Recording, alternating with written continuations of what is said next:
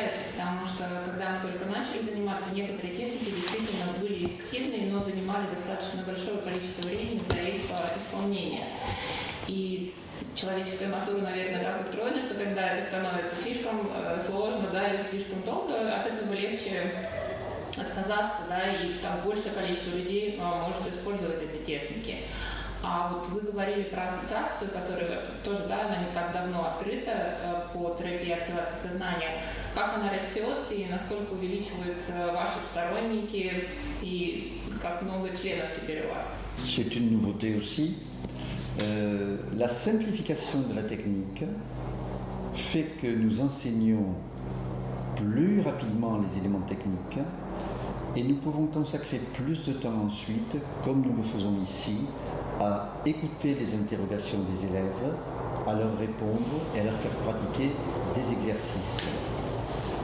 Chez nous, ça a beaucoup de succès puisque nous dirigeons avec Bruno et Sylvain un diplôme universitaire depuis 14 ans. Ce diplôme universitaire, il était consacré à l'hypnose. Depuis 3 ans, il est consacré aux techniques d'activation de conscience. On a changé le titre.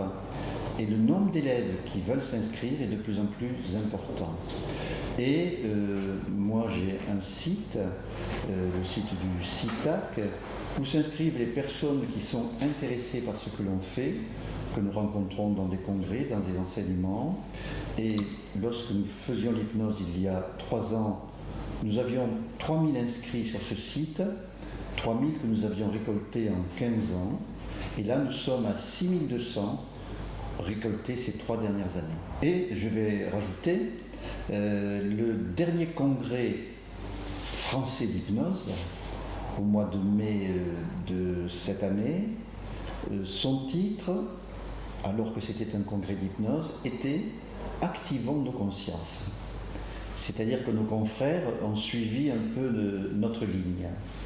Et le prochain congrès d'hypnose française, qui a lieu dans le sud de la France en 2019, eh bien, on nous offre, à Bruno et à moi, un grand espace pour parler de la nouveauté des TAC.